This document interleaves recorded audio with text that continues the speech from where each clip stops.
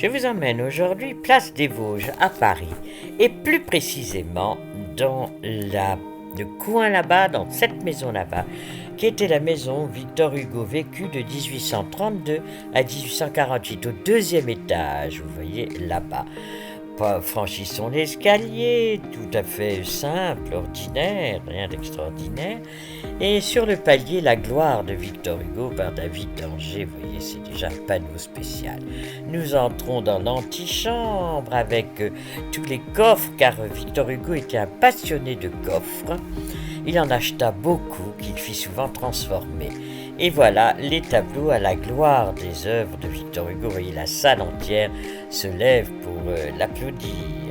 Ici, c'est son père avec les trois frères, les deux frères de Victor Hugo et Victor Hugo lui-même. Et puis là, Rodin qui sculpta Quasimodo sur sa cloche. C'est très, on sent la vie de Rodin. Puis on continue, nous arrivons dans le salon rouge tendu de damas magnifique, dans lequel tant de personnalités sont venues. Théophile Gautier, Alexandre Dumas, Lamartine, Mérimée, voilà, et là David d'Angers qui réalisa le buste de Victor Hugo jeune. Là, ce sont les tableaux de Boulanger, la femme de Victor Hugo, son fils Charles, sa fille Léopoldine et son dernier bébé, 7e enfant, Adèle, la seule qui lui survivra. Et voilà la vue que l'on a de ce salon sur la place des Vosges, magnifique dans la réalisation d'Henri IV, avec là le pavillon de la Reine, donc vraiment très joli. Continuons, cette fois-ci nous arrivons au cabinet chinois, avec les panneaux qui ont été dessinés par Victor Hugo lui-même pour mettre en valeur sa collection de porcelaine. Et ces tentures ont été offertes par Paul Meurice, neveu de Juliette Drouet, car c'était dans la maison de Juliette Drouet à Hauteville, à Guernesey. Donc voilà, c'est vraiment extraordinaire cette passion que Victor avait pour ses faïenceries chinoises, pour ses chinoiseries, c'était très à la mode à l'époque.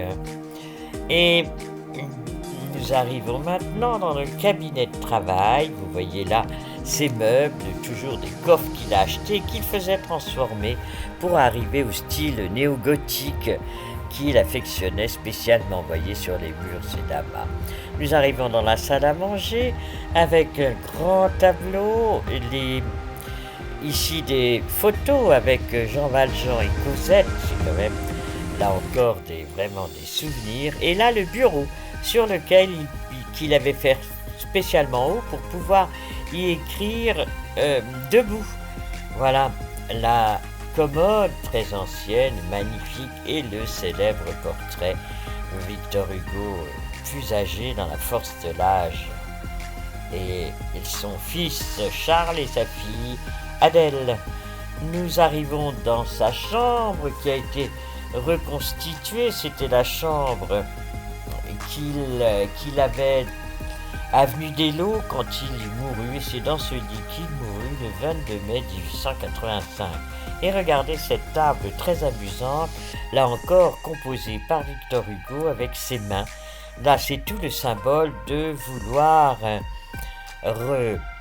faire revenir son esprit pour toujours. Regardons par la fenêtre de sa chambre, c'est le petit jardin intérieur avec la fontaine, là aussi voulu par Victor Hugo. Ce quartier avait été créé par Henri IV pour agrandir Paris, et là c'était les HLM de l'époque. En effet, Henri IV avait fait installer des manufactures, et là c'était les logements pour les ouvriers. Je vous laisse pour une autre visite dans un autre lieu magique. À bientôt, au revoir.